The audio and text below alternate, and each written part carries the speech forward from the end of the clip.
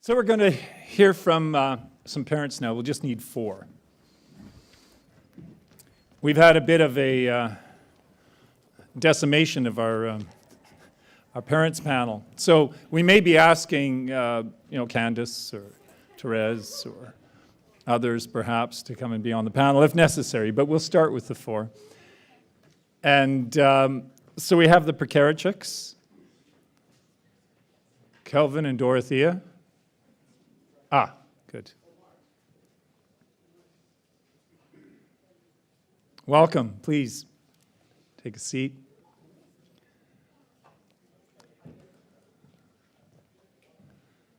We have Patty Marler with her own fan club. And we have, we should have had Jeff Bekolay, but he just came down with probably bronchitis, and so we've got Lisa Bekolay.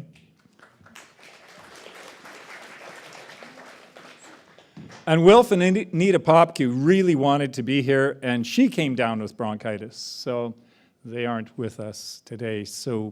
But we do have 4 very wise parents who have had their children come completely through the whole gamut of homeschool.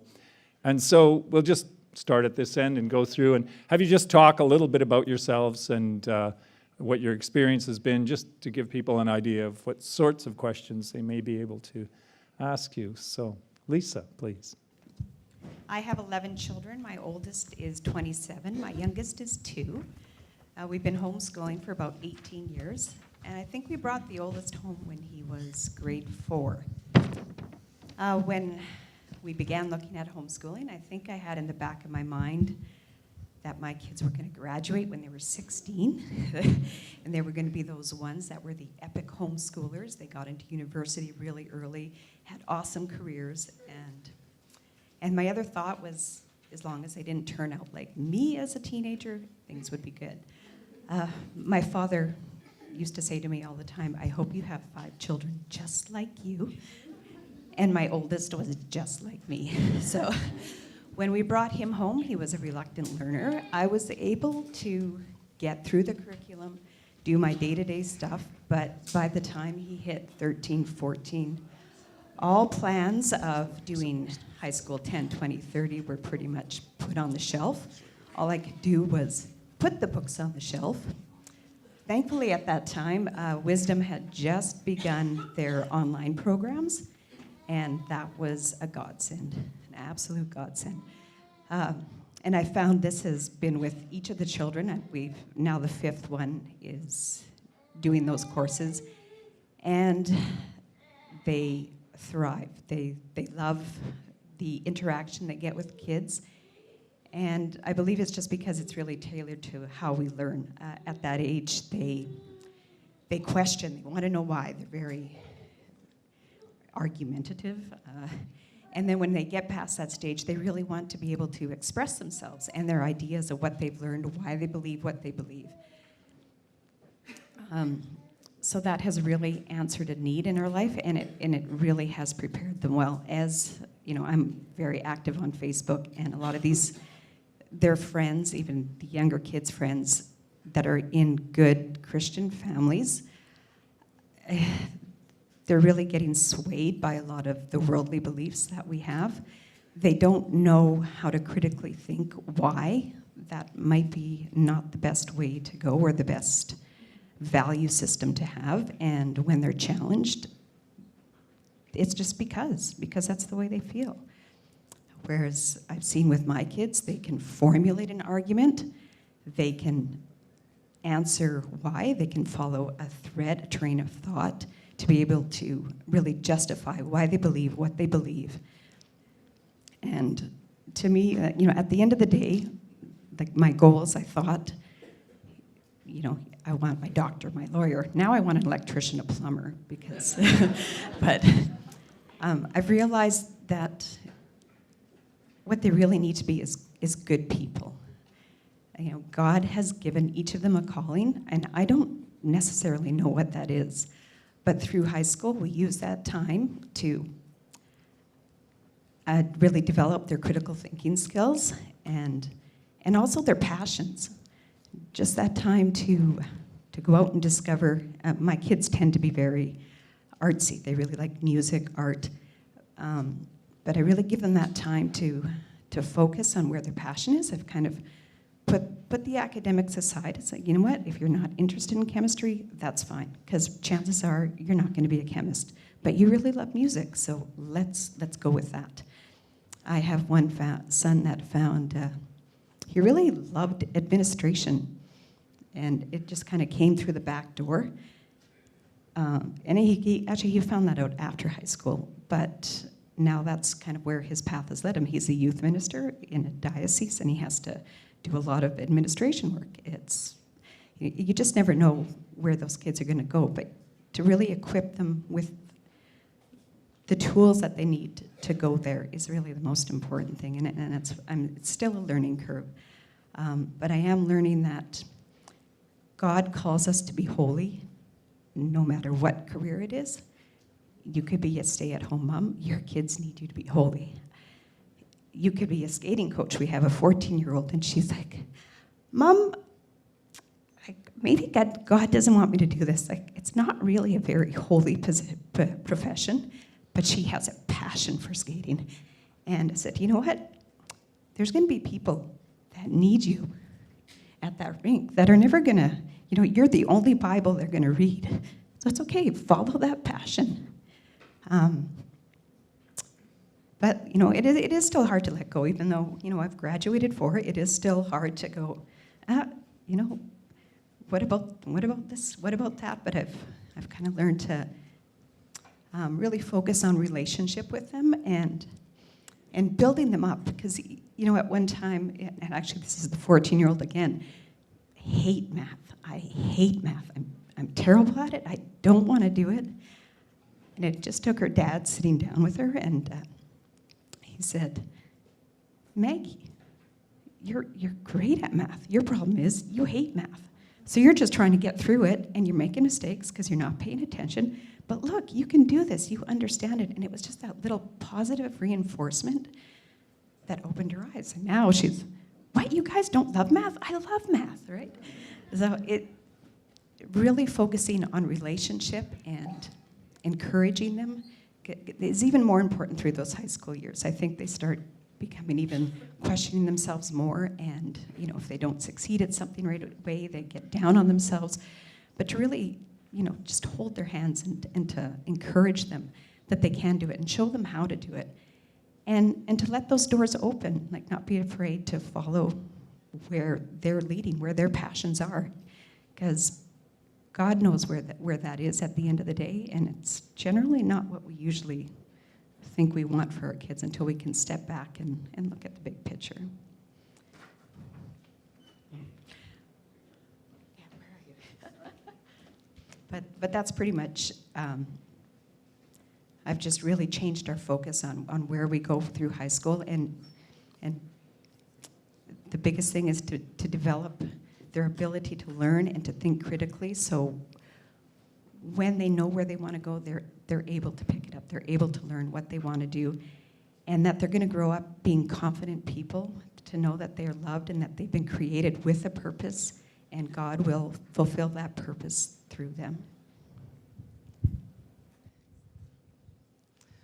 Well, I've always looked up to Lisa because she used to speak when I didn't have kids in high school, so I'm so thankful for you, Lisa. So we have 4 children, and 2 of them are completed high school through homeschool. They've never been in school or brick and mortar school. Okay, so we've always done 100% parent-directed homeschooling. We've never used any provincial curriculum. And what we did, although I'm not sure that it was formulated quite so well with the first 1 and 2, because we kind of did them together, was focused on what we wanted for the kids first of all. So the things that were really important to us. So worldview development, developing their faith, being strong in knowing who God was, in knowing how they fit in that relationship. We wanted our kids to be able to think critically. We wanted a good foundation in history, in writing, in political advocacy. That's kind of important.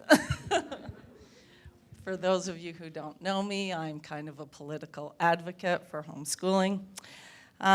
Dealing with money. So those are kind of the foundations. It was really important for us that our kids know that. After that, everything else was really child-led. Like, what do you want to do? What are we going to do?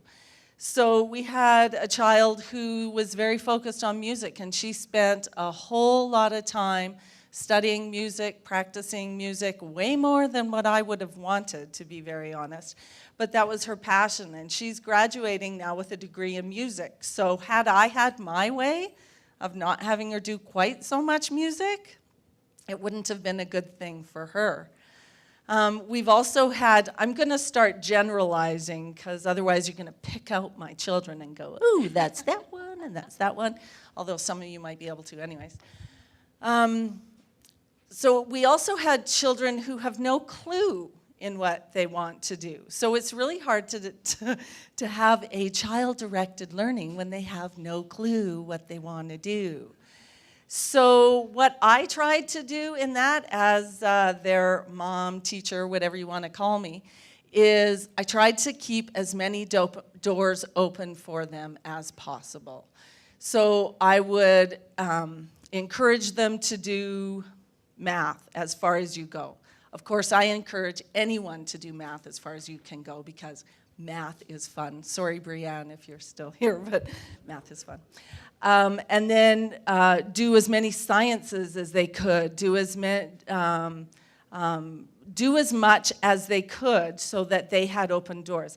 And that may have come from my own life, where I had no clue what I wanted to do, so I took everything. So when I finally sort of decided, I could just step into what I wanted to do. Our approach to learning was, when you have older kids, there was a lot of independent learning, but there were also times when we had kids who had challenges doing the work.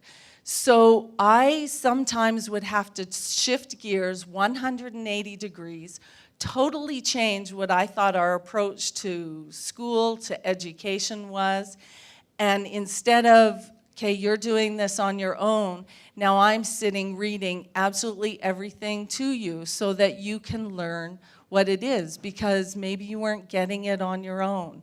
So being able to shift gears, Brianne said that flexibility is not only important for our students, but it's also very important for us as parents to be able to shift gears to meet the needs of our kids. I did not give our kids everything that they needed. The two that are done, there are things I wish I would have given them that I didn't, and they're doing fine. And there are things that I think, oh, I wish they had known that, because I really want them to know that. And those are things that I learned long after I was done school. So learning doesn't end when they are finished with their homeschooling. So we as parents don't have to teach them absolutely everything that they need to know. We just have to instill in their hearts that desire to keep learning. I would never, ever want to, I'm flipping the page. Ken only gave me 5 minutes, but I'm flipping the page. I would never not do that time of high school with my kids again. That's double negatives. I loved the time that I had with my kids in high school. We build on skills when they're little. We build math, we build writing, we build. And when they get to high school, we have conversations. We have real deep conversations about very meaningful things. And I don't want someone else to benefit from those conversations.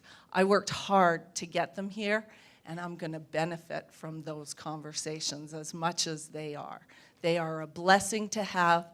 They are a challenge to have, but they are worth it. Our kids, if anyone's worried that your kids can, succeed, no, thank you. If your kids can succeed, they can do really well, and they can sometimes not do so well. There's an old saying, you can lead a horse to water, but you can't make him drink. It is so true. Sometimes it doesn't matter how much we lay out before them, and they don't do it. And I was so encouraged when I had younger kids to hear youth who would stand up and say, I didn't do very much in high school. I really didn't want to. But then I decided I wanted to be a nurse, and so I did everything in a year. And I was like, oh, wow, how do you do that? Well, I've had kids like that who don't want to do anything, and then they decide they want to do something and they complete it.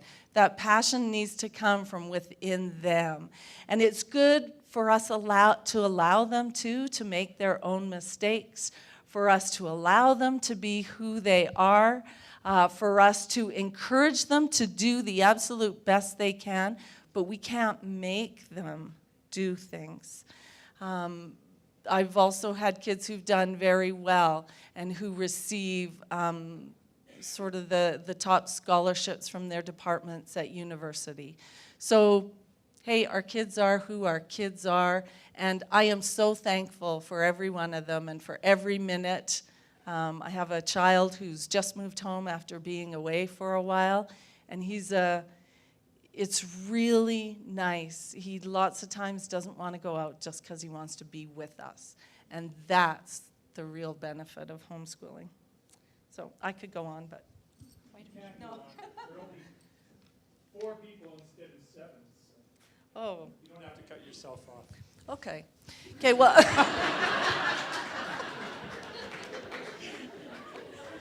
Shouldn't have opened that door, Ken. So can I talk a little bit about getting into university, tiny bit? Sure. Okay. So one thing that I've often said is that in terms of provincial curriculum, we've made the choice not to do any provincial curriculum up until this point. So that's a choice that we've made. And we decided not to do that because I said I'm not hoop jumping. There are things that I don't want to do. This is me. You can do provincial curriculum if you want, but this is me. There are things in it that I don't want, and I want to do things from a different perspective. So we have chosen different things, and I have said I am not hoop jumping now so that they can get a 30 mark, so that they can get into university easily. I want to establish who they are now. I want to establish what they learn, and I want us to be the decision makers on what they learn, on how they learn it, on what the approach is. And I've said, I will jump afterwards. So I'm still jumping afterwards now. So I work now that some of my kids are done school, I work very hard to hoop jump to get them into university. And to be honest, I find it really fun. I find it very fun to go up against an administrator who says, Bio 30, Chem 30, English 30. And I just get very excited because it's an opportunity to go, hey, have you thought about something else? And if you pray for this, you will have opportunities to do this. I had the president of one university come up to me at one point, because my daughter and I were talking off in the corner at an open house, and say, hey, if you ever need anything, give me a call. And I said, hey, can I have your card? So it's good, and do that. We went, when I was trying to get my daughter into one institution, one post-secondary institution,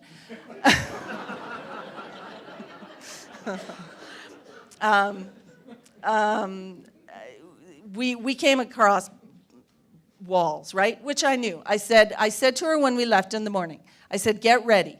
This is an all-day thing plus. I said, we're going to hit roadblocks, and we're going to hit them fast, and we're going to hit them hard. And the first person we meet is going to go no. And then we're going to go to the next guy, and likely they're going to go no. And we're just going to keep on going. So hang on, because we're in for a ride. And we did that, and we went up to a university, and it was no. And we went to the next guy, and it was no. And before we left, we were with the department head, or the head of the registrar for the whole university. And Bailey, I like to let my kids do as much talking, as they can. I like to have them be who they are, them share what they are, them just go, tell everyone what they've done. But then, for me anyways, sometimes a question will be asked, am I like, well, why didn't you do that? And my daughter will go, and that's when it's time for me to answer that question. She has no idea why I didn't do it. Well, she does, but I explain those components better than she can. So then I jump in, and we tag team in those situations where we convince people why they should accept our children into these institutions. And we got to the point where this registrar, who originally had said, you need 30 this, 30 that, 30 this, said, will you please just consider English 30? And I said, I'll have to get back to you on that. So we left, and I enrolled my daughter into a King's University course, University English course, and thought if they want English, then they're going to get a university English class, not a 30 class. So I enrolled her in there. And the short of the story is that my daughter decided to go to another institution, which actually made me kind of sad, because I had the president's card for that institution, and I really wanted to use it, but didn't feel like I could go to him without having a student who was trying to get in. So, yeah. So be persistent. Be confident in what you're doing. Youth, be confident in what you have done. Be confident in the programs that you're studying, in the courses that you're taking, in your parents' ability to direct you. And then don't take no. Just keep going. Well, first off, I would like to tell you that my name is Dorothea. It's the German version of Dorothea, I guess, but German being my first language, I have a little trouble with the TH at times, so that's why we go with Dorothea. Kelvin and I have 5 children, aged 20 to 4. And we have homeschooled them all their lives. We felt the calling from the very beginning, through my mom, actually. And it has been a very exciting journey. And we're gonna play ping pong here, Kelvin and I. Well, I guess Patty and us sound like we're cut from the same cloth in a lot of respects. I want to talk a little bit about similar, experiences with how you choose what the children will do in high school and that. We felt called, and it's everybody's family decision, so this isn't, there is no wrong choice here, but we felt for ourselves very called to stick with the traditional route and just go with our own curriculum. So we did that we have 2 children that are now out of the home and pursuing their vocations now. And that's what we felt called to do, and we did that. And there was a lot of discussions around the tables at night, long discussions about, I'm never going to be able to get into the program that I want to because I don't have a high school diploma. And we just felt that God had called us to do this, and that He was going to be faithful, and that He would honor that choice. And so we stuck to it. And like I said, we had a lot of discussions, but we stuck to it. And at the end, we have our oldest daughter. She's at Prairie Bible School, and she's in the Mission Aviation program there. And when I was confident that God would open a door, even I was surprised. He just didn't open a door. I mean, He blew open the wall. So Prairie is very easy to get into for homeschoolers. They have a counseling table here, I guess, so you can talk directly to them. But our experience was you can either do a portfolio or you can take some online courses. And for our daughter, the mission aviation program's a fair bit of money, so she was staying at home. She'd finished high school. She was staying at home, working and saving up money. So she just took a couple of courses online, and that makes her workload easier now that she's there. And with those 2 courses, she was accepted. Our son, he's going the electrical apprentice route, and one day he just really felt that God was leading him to an apprenticeship. And so, he started making inquiries about that, phoned down, and we found out that if you want to go the trades route, if you don't have a high school diploma, all you have to do is write a trades entrance exam. And so he phoned in the afternoon, and they said, yeah, you can write it tomorrow morning. So he worked till 10 o'clock that night, studied for about an hour, went down and wrote the exam the next morning, and was got a passing grade, and was accepted at a company in town, was indentured into the electrical apprenticeship trade. So it was far, far, far easier than we ever imagined. And I think that that gave us a lot of confidence that we had heard what God was leading us right, because in the end it was very easy for our 2 oldest to pursue their vocation. And Dorothea's going to talk a little bit more about how we picked curriculum and that for the children as we went through high school. But our 3rd child, she's looking at a career now. She's in about grade 11, but she's still thinking through her career. But she's thinking around the EMR route. And we talked to the people at Prairie again today, and it's the same thing for her.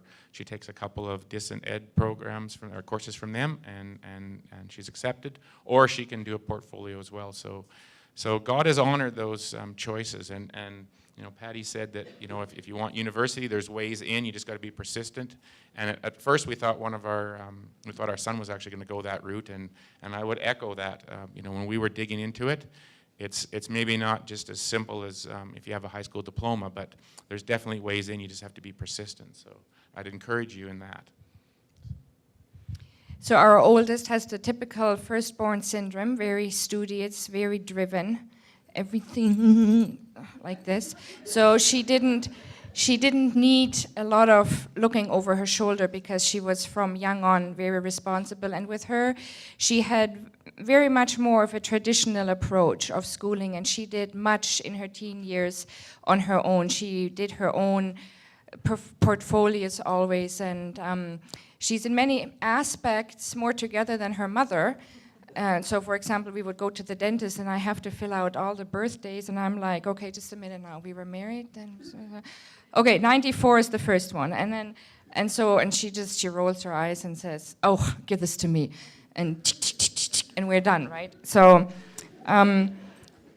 always very driven, and that was good for her. Then our son, they're only 14 months apart, and here I echo with what you were saying, that you have to sometimes turn around totally. I remember one Remembrance Day one year, I told them they can look through all our history books. We had all these beautiful reference books. They can pick one war and write me an essay. Well, our oldest, by the end of the day, presented me with a beautiful essay on World War I. Our son presented me with an airplane that he constructed out of cardboard and duct tape, a fighter plane from World War I. So I graded it and I took it because, in a sense, he obeyed the spirit of the law. And and he read about, he did what we wanted him to do, which was to do some research and to learn something about a war. That was the gist of what I wanted them to do. So I thought, okay, well, you know what? I guess these two are a little different. So when it came to high school for our son, we then had some very wise counsel. And maybe you should explain it, because I always explain it wrong and people think we didn't do anything with him. Well, I think it goes back to what Patty was saying, that you can push and push and push, but if they're not interested, it's hard and you're not getting very far. And we had various counsel, but a lot of the wise counsel from people that went before us said, you know what, don't fight it too hard. Make sure they do some, but you know what, just don't push them too hard. So we never seemed to get a whole lot of places fast with our son when it came to areas like math and physics and biology. He liked English, so there was good progress in English, but the math was slow, the physics was slow, and we got to the point where, we just knew it was going to take time. And then, as Patty said, one day, you know, the light bulb comes on and they realize they want to do something, and boom, it just starts connecting, and they just start working and driving, and they get it accomplished. So it was quite a different route because, as Dorothea said, our daughter did, you know, 3 years of high school in 2 years, and just, she'd work at night, she'd work on the weekend, she just got it done. Whereas our son snowboarded on Fridays and snowboarded on Saturdays, and when he could get around to some math, he might get at it. But, you know, when it finally became important to him, he got it done. And so, you know, it was a totally different approach than with our daughter, but at the end, you know, it worked out well for both of them, the individual ways. So. And that was a lesson that we had to learn, is to let go to what tradition and the schooling system says. Let go of it. Academic isn't the end all. It is important, but what is way more important, and this is what I so appreciate with being with Wisdom, is the spiritual upbringing of our children.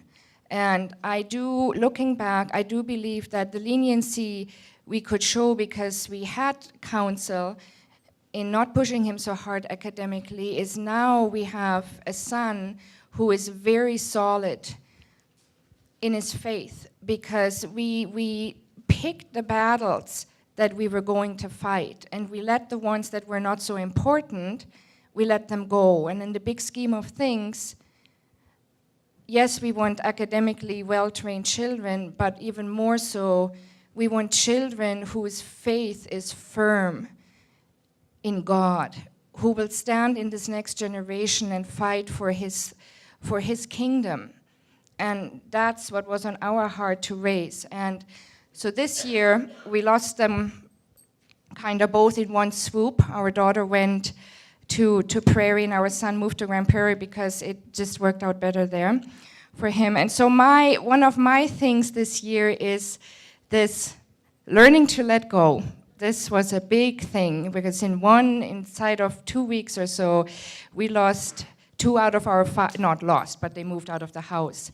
And I had to realize that I had been holding my children like this. And they aren't ours, they weren't mine, and we know that in our heads, but it was time for that to sink from here into here. And I had to do this.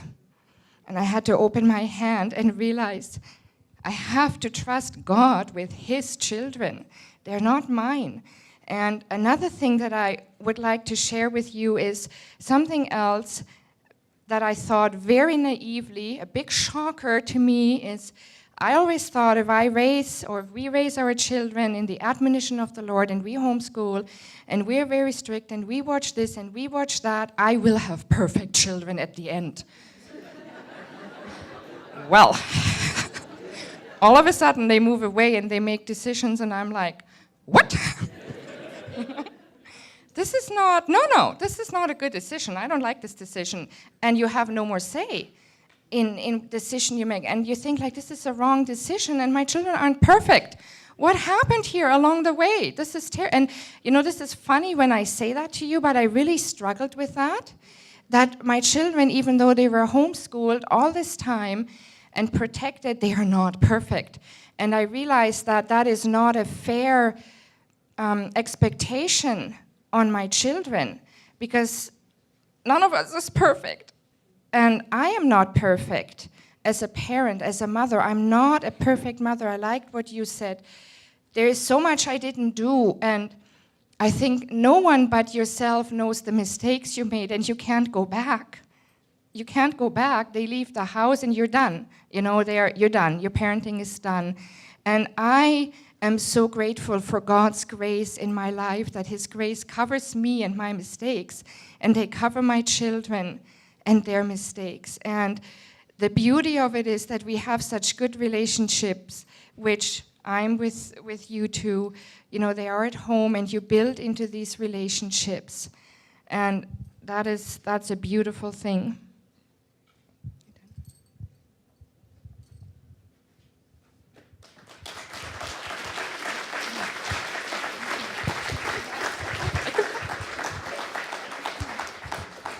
Thank you. Thank you. This is very inspiring. So we have time for questions. There are the 2 mics here, and we've got this mic as well. Glenn, do you mind taking it? And so those of you who are boxed in, just get Glenn's attention, and he'll try to pass that one to you. But if you can at all possibly get to these, it's better not to be passing the other one more than we have to.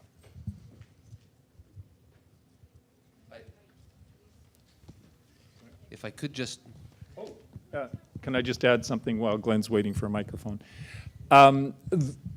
Those online, am I on the camera? We've got people online who have come into this conference as well, and so we need to encourage them as well, or I'd like to encourage them to ask questions as well, and we'll bring these to the floor.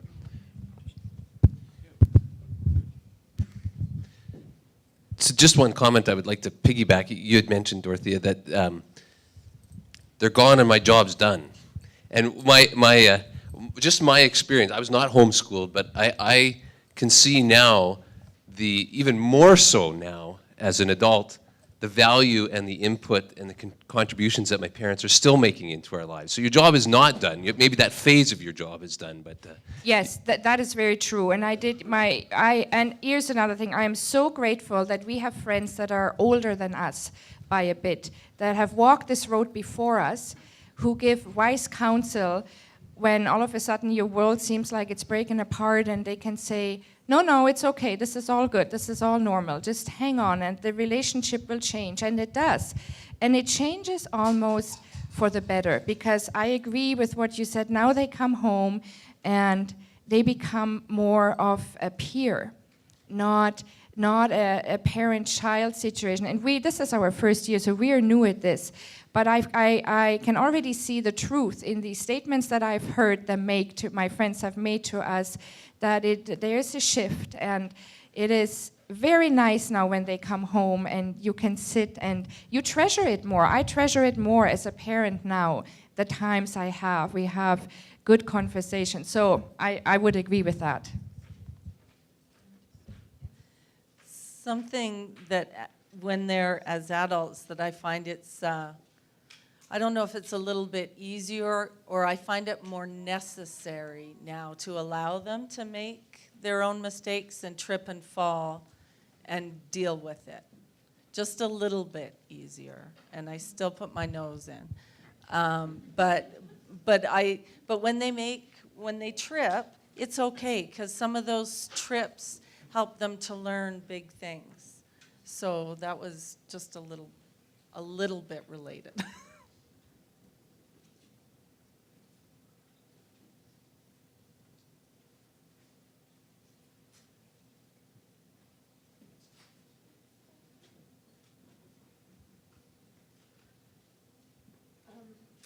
Part of the difficulty in asking questions is putting words to the question, so I'll try my best.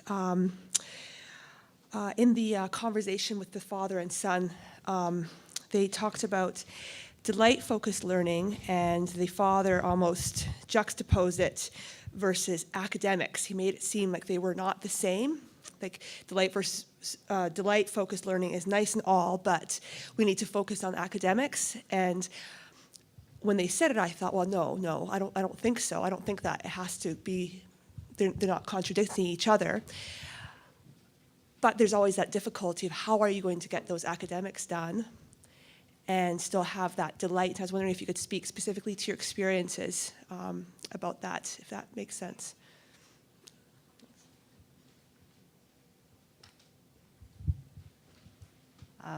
Actually, and I think Patty had said this, you can lead a horse to water, but you can't make him drink.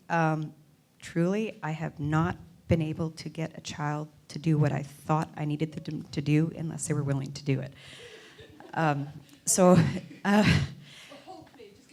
Yeah, but there is hope, because again, when they see the need, a lot of time it's more strategizing. So when they see the need and they can take the initiative, then they embrace it and they do it. I have very strong-willed children, so I've not been successful at just being, you need this, just do it. I can hold their hand through them, and that's kind of what I was talking about. If I do have to hold their hand and walk through it step by step, read every line so that they can comprehend it. What I have found, if they're really reluctant to do something, it's one of two things. Either they are unable to do it, or they feel they're unable to do it. So you need to get past that blocking and show that they are able to do it and they can take off, or they really just are not interested. And if you put it away, they'll bring it back when they need to. We're big rabbit trail learners, so I can pick up a book and start reading and get a quarter of the way down the page and be off on a rabbit trail for the rest of the day. And so, for example, I can't remember what we were doing, but all of a sudden Dubai came up. And I was like, do you guys know where Dubai is? No. Well, let's find out where Dubai is. Okay, do you know what Dubai is? No. Okay, let's go look. I mean, this is homeschooling stuff, right? But my husband came home and, what did you do today? Well, we read a quarter of the page of the book. But did we do academics? You bet we did. I mean, my kids know more now about structural engineering than I ever did. They know about building in sand and what that takes. They know a little bit about building in the water and what that means. They know about the economics of a city in Dubai. Did we do academics that day? You bet we did. But it wasn't according to my original plan. It wasn't according to actually anything laid out in my program plan at that time. But it was a lot of academic learning. So I'm a lover of rabbit trails. A little while ago, I listened to one of those TED Talks. It was on the public school system. So it was not anything to do with homeschooling. And I forgot who the speaker was. But the comment that was made there was that the public school system is good for about, and I think if I say 10%, it's high. I forget how high he said, but it was very, very low. Of about 10% for the children that go to the public school system, because only the people who come out and become professors and teachers are actually academic children. Most of us are not academic learners and academic children. That's why it is so hard for many students, because we are all so different and we learn differently. And that's why I love homeschooling, because you can look at your child and you can see, okay, you know what, where is this one's strength and where are the weaknesses? And yes, again, we do need academics, but sometimes it's okay to just do what you need to get into what they want to do for life. And you don't need all these high biology and chemistry courses if they want to become a potter, right? I mean, so you shift gears. So I don't know if that helps you any, but to me, one of the lessons we learned in the past 5 years is it's okay to let go of this grip on academics, or this understanding we have in our society of what that really means, academics, that it is much more important to look at your child and the giftings that God put into that child, and to go with that, and to give that child an opportunity to fly with the giftings. And that might often mean, or sometimes mean, to fly in the face of what society thinks we should do with our children, because they only have this little box that they can move in. Whereas, you know, when you homeschool and you have the freedom to go different routes, you can just explore so much more. That was good? Yeah.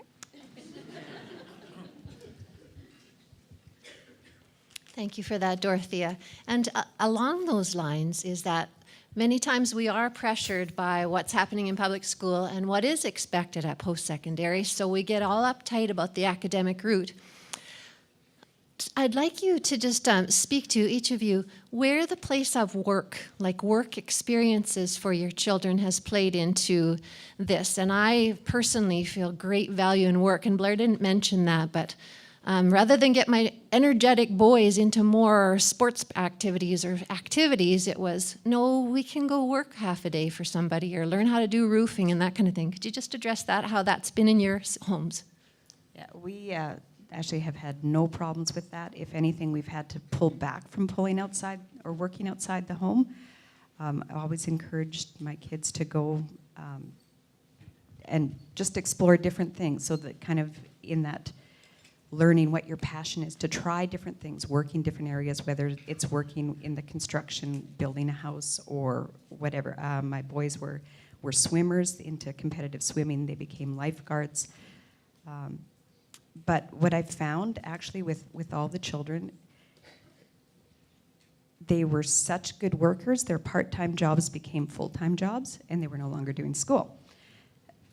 At 18, my daughter was managing a Pizza Hut because she was the best worker they had. They wanted her to train everybody. My boys, that 10-hour-a-week job at the pool ended up being 30 to 40 hours, and they were training people. And everywhere they've went, they've done so well. So actually now with the kids that are coming up, I don't let them go out until they're 16, 17. So when they can drive and they can get to and from where they need to be, and I'm just letting our schooling go a little longer. So, not worried about them being done at 17, 18. So to take those later teenage years and let them start exploring the work world a little more there. And then so by the time they're in their early 20s, they kind of have a little more direction where they want to apply themselves. I think I would agree totally with what Lisa said. We've had our kids work as well, and like you said, they move very fast in terms of up the chain, and the employers want them, and they book them more hours, and they like having them. But for the child who doesn't want to do a lot of academics, I think it was just the other day, he said, I may not have studied a lot, but I sure was good at my job. So, that's really cool too. He didn't, he developed, that was part of his purpose when he was working in high school. He really enjoyed that and developing the skills. We've had kids, okay, I see I'm pointing. So Brianne and Laura beside her were actually recruited to work. They were called upon. Can you please work for us? We want you to work for us as teachers' assistants. And so sometimes our kids are actually recruited too, just because of who they are and the skills that people see that they have. So yeah, works. And work is really good for developing financial confidence too, because when they're young and making money, they have too much money. And so they have to learn what to do with that. So then you build on that too, because I don't want them spending all that money, because that's not good to get into that habit. So then that leads to financial education, which is a really good place to go. Yeah, I guess our experience is very similar. We have, our oldest two were lifeguards as well, and if whatever post-secondary route you go, it takes a lot of money, and a lifeguard's actually a really good job for young people because they get paid quite well. So our daughter, she finished school when she was 17 and stayed home 3 more years to save up enough money to go to Prairie to do her whole program. So it's beneficial from a financial perspective. Like you say, you get to teach them, financial management skills, but also just working at that young age, it teaches them responsibility, accountability. It builds certain skills that they're going to need later on, and so we just find it's really good for them. It kind of rounds out that whole educational experience for them. So.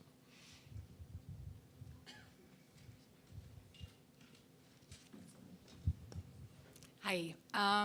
Really appreciated your perspectives on different approaches to high school. Now, I don't know all your kids. I know Doro and Kelvin's kids, so... That's my sister. Yes, Dorothea. And so the whole thought about, okay, you know what, if they're really interested, they will pick up and learn what they need to learn, right? That's great, and I've seen it work in your guys' incident, but one of my kids has a severe learning disability, or a significant learning disability. So my question is, and my concern is, yes, will he be able actually to do that, right? Or is it time for us maybe to jump through the hoops rather sooner so he knows he can work the system and he knows about what accommodation he has to have in place so that when he's then going into post-secondary, he can advocate for himself? Because, so far what I'm getting is, you do need to know what you need to have in place, and you need to be confident, and you need to go to, whatever institution, say, this is the way I learned, this is what I need. So he needs, in my thinking, does he need this time now to really practice that and get it into place? Are we missing a window really of opportunity, right? By just doing our own program or, whatever, doing an alternate program. I have a 17-year-old daughter that has severe learning disabilities as well. I'm not sure where you're coming from or what the end result is, where you would like him to go or what doors you want to make sure you have open. But what I found with her is, well, she would not be able to do those subjects where she's at. But what we are able to do with her is really develop the skills, well, again, it comes to the same thing, the skills she needs, that if she wants to learn those things, she can. So if I put her in, like algebra, we went through Algebra 1 for 3.5 years, and I finally put it away. Kept trying and trying and trying. Now we're doing applied math, which is obviously just important because you're going to use that every day. But I try and focus more on developing the cognitive skills or functions that she will need, which isn't necessarily using a curriculum. I don't know if that helps, but it's still developing their ability to learn so that when they need to learn something, it won't be a closed door. So you don't necessarily have to study the subject to be able to learn the subject. You can come in it through the back door too. Does that help? I sometimes watch 6-year-olds go off to school, and I feel so sad for them. And they, some of them come home crying, and it's really hard, and that adjustment time is really challenging. And I've had people say to me, well, but how did your daughter do going to university her first day? And it's like, fine. So let's just, and I think about this. I think my daughter's first day of school is in university when she's an adult and able to handle it, compared to a 6-year-old who heads off to school when they're 6 and is not able to handle it. My daughter did fine when she transitioned into university.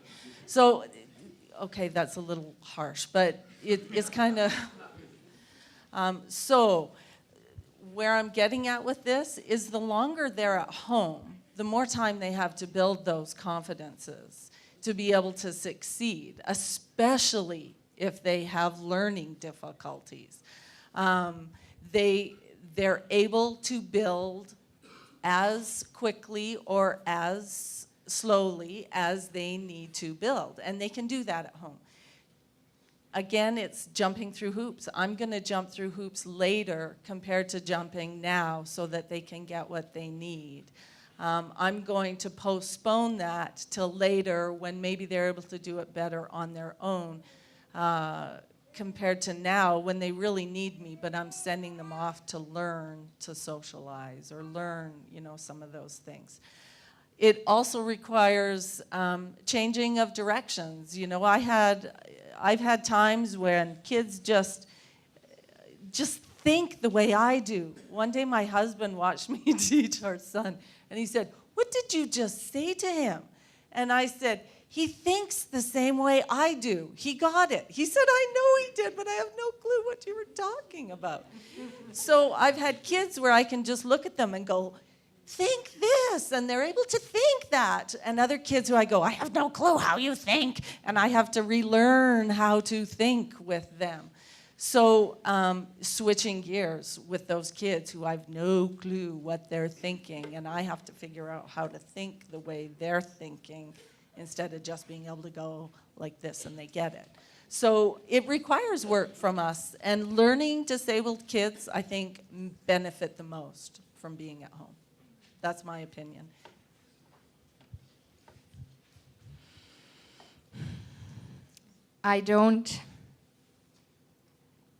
No, let me start in a different way.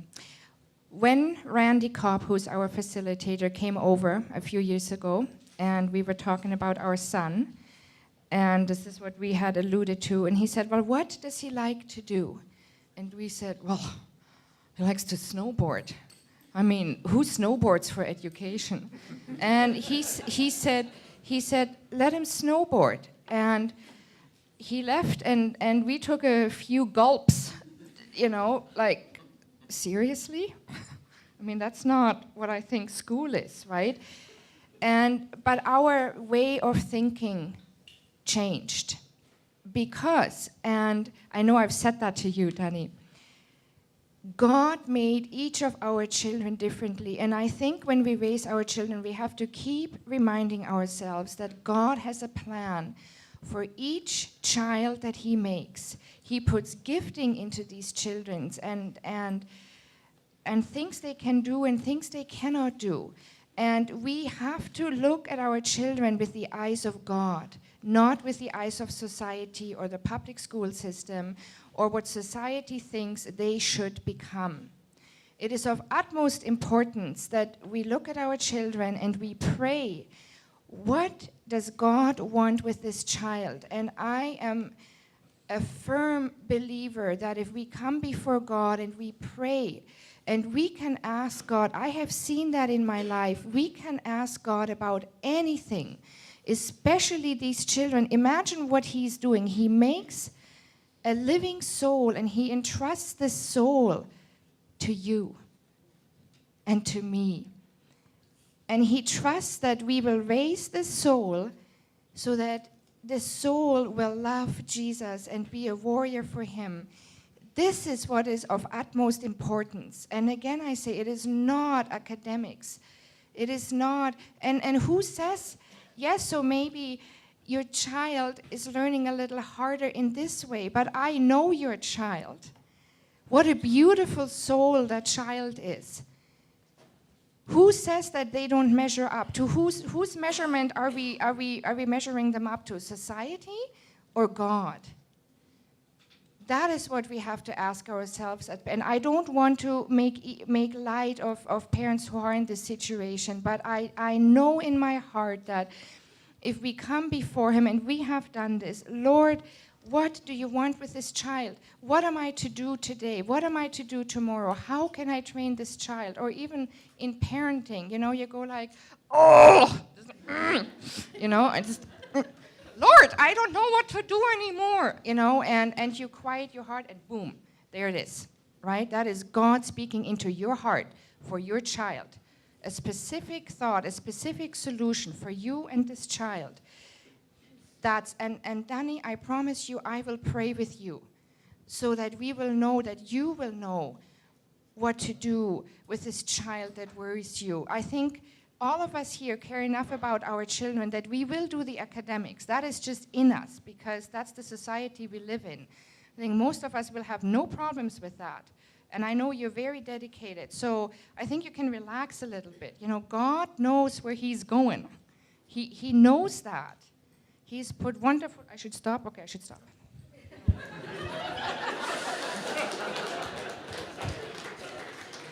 I'm sorry, I thought you were done. You know, often you hear parents encouraging their kids that you can do anything you want to be, you can be anything you want to be. But I want to circle back to, you know, I know our nephew, and he's a fine young boy. God, you know, my son says we can't be anything we want to be. God has a specific calling for each one of us. And so, you know, back to your son, Danny, God has a call for him. And, you know, if you walk through that, the gates of hell are not going to prevent against that. There is a specific calling for Noah, and you're going to discover it. Sometimes, you know, Jesse didn't discover his till, you know, 18. He prayed and prayed, and we prayed and prayed with him, and he wanted to know, and he wanted to know, and it wasn't coming. And finally it came. And, you know, it's going to be the same with Noah, but God has a call for him, and he's going to walk through the door that God opens for him. So you just have to be trusting in God that he's going to fulfill his promise for him, but he's going to for sure. Thanks for sharing. It's just been really good hearing about your journeys, and you've all graduated some children. Looking back, what what one or two key things do you wish you would have known as you approached high school that would have made your journey or your transition to high school a little easier?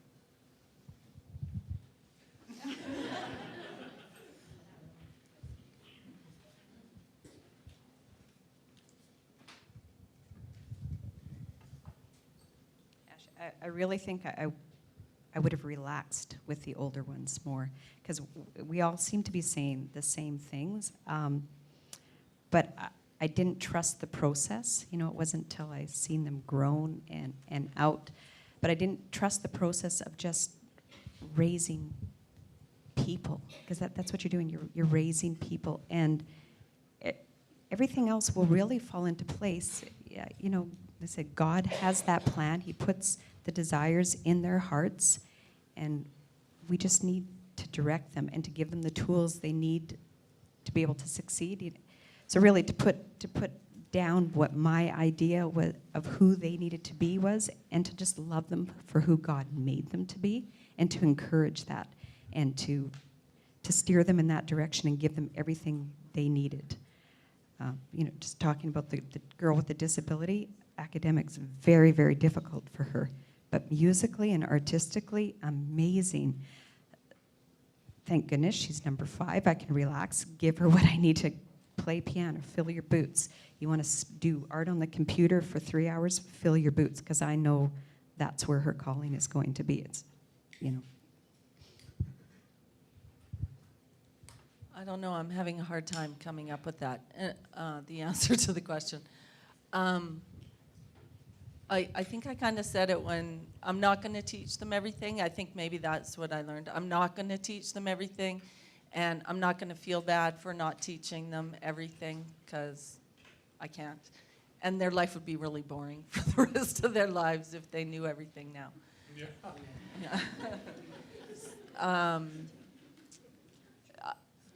Train yourself.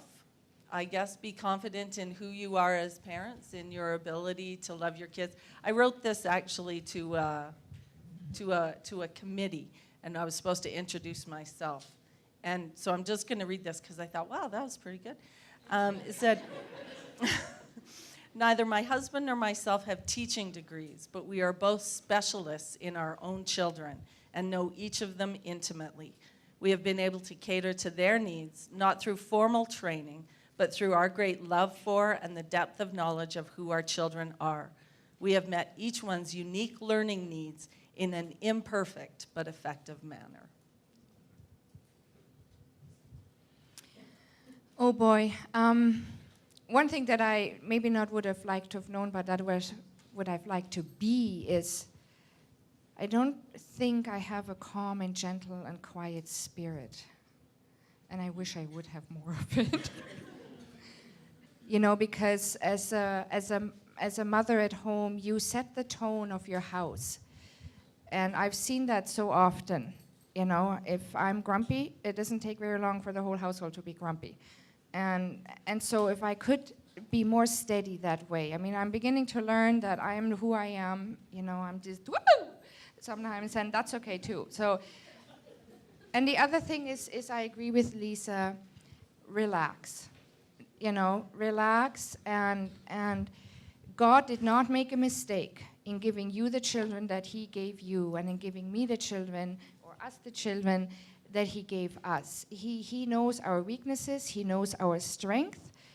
He requires of us that we go before him, and maybe that is, again, the main thing, to trust God more with the raising and education of our children, instead of what society says and what society thinks and what post-secondary schools say they need. Instead, you know, trust God.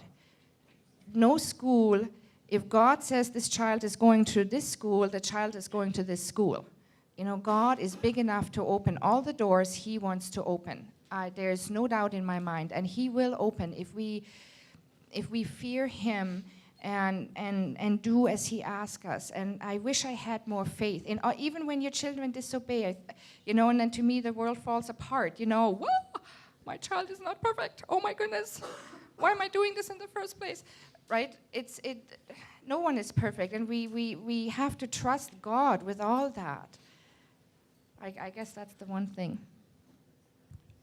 For me, I think I've learned that the academics will take care of themselves. We talked a lot about that, but I wish I'd spent more of a focus. We had a spiritual foundation for sure, but I wish we'd have had even more of a focus on the spiritual side, because that foundation is just so important. So the academics, at the end, they're going to take care of itself. I mean, God's got a plan for your child, and that's going to be fulfilled.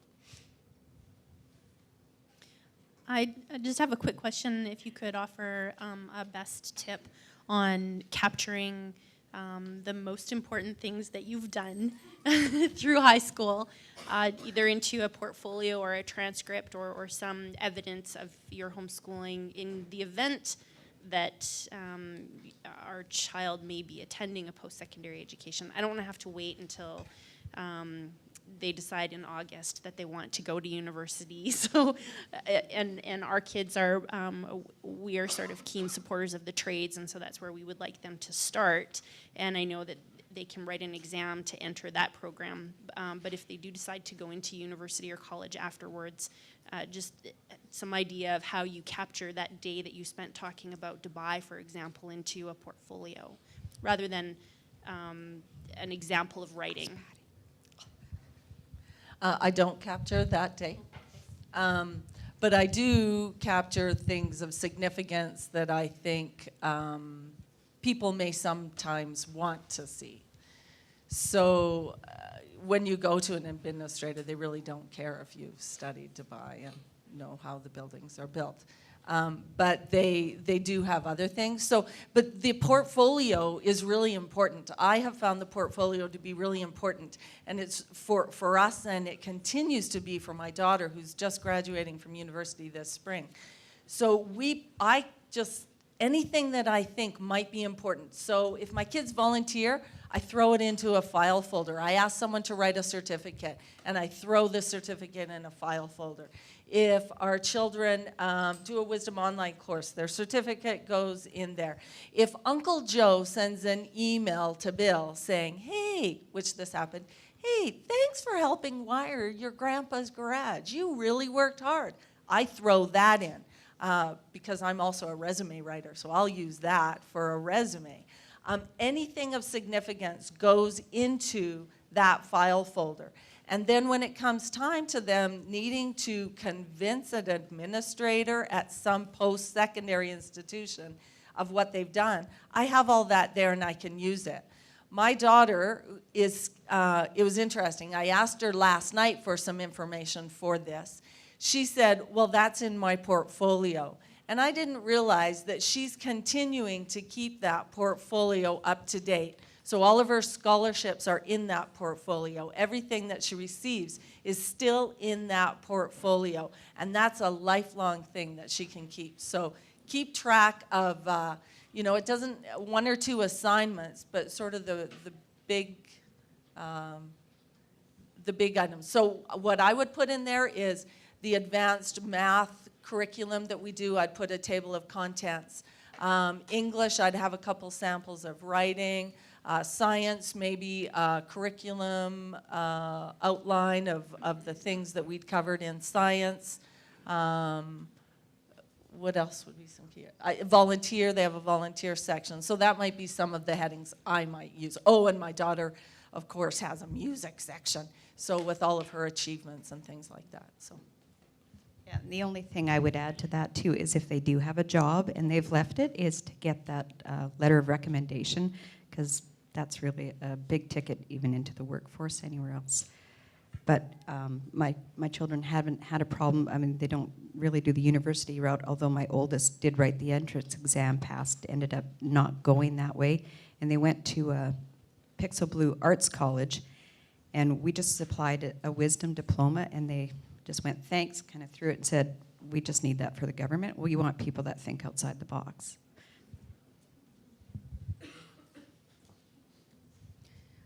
I think the only thing I might add, and I'm not sure if I heard your question right, but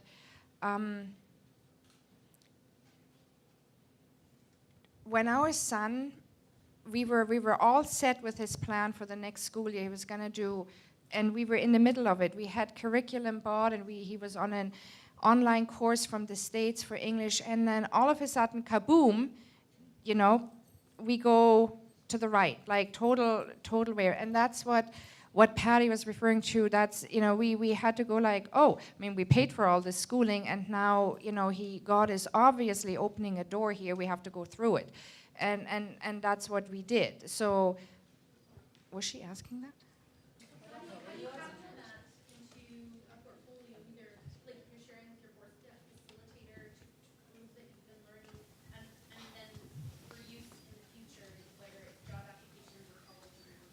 Oh, okay. Well, I think Patty answered that very well.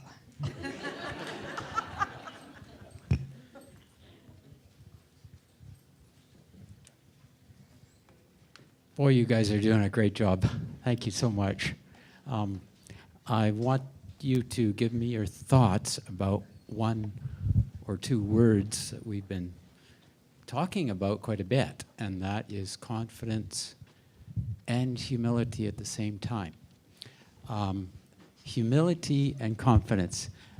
How do you marry those two in your homeschooling? You know, we've been talking about the back door, and I'm wondering if we have a new paradigm here, in that the back door might be our door and not society's door, right?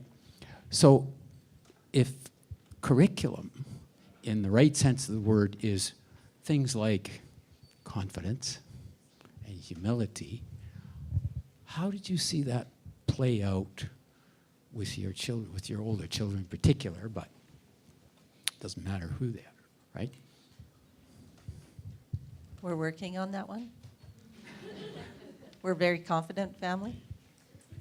Sometimes humility comes a little hard.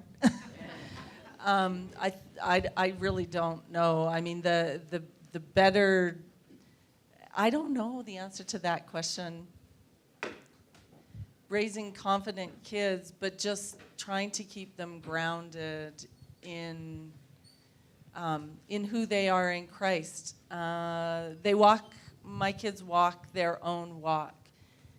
And sometimes they don't go in the directions that I want them to go, and sometimes I would really like to tell them to call on God a whole lot more, or give them some good scripture that's going to help them out, that they've asked not to receive on their iPhones anymore. But sometimes it's simply a matter of saying, have you prayed about it?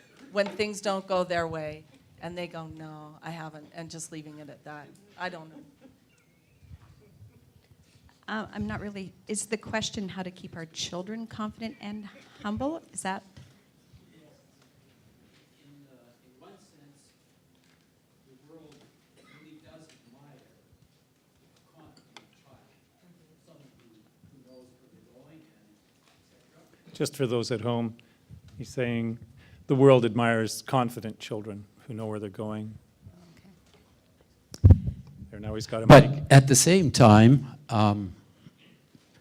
you know what the Lord, of course, admires: humility. So I'm just wondering how, in your journey with your children, especially the older ones, that formation obviously is continuing, but where you saw it happening, maybe you can illustrate it some way. Very quickly and to the point. Okay. We're now a minute over, so. I would say I've not had a problem with the humility side. It would be more the confidence side. If I could go back, I wish I could instill more confidence in them. I think when you're really trying to lead a holy life and you're trying to follow the gospel, it's very apparent that you fall really short, and it keeps you very humble. And I think all my kids know that. I think the confidence would be more of an issue. I wish I could give them more of that. Okay, really quick. I think partially it's a character thing too, inherent in the children. that some are just more confident than others. Our son, we were at a church meeting and we had to sign our name, and he signs the Very Honorable Jesse Presakerchuk. Okay, there's confidence. He can have a loud discussion with anyone. Our daughter is much more a peacemaker. So she's confident, but she will not put herself forward like that, where Jesse does not mind telling you his opinion of just about anything. And so I think there's the character traits that fall into that, to a point. Thank you, Kelvin, Dorothea, and Patty, Lisa, for taking this time and really making this an engaging session for us.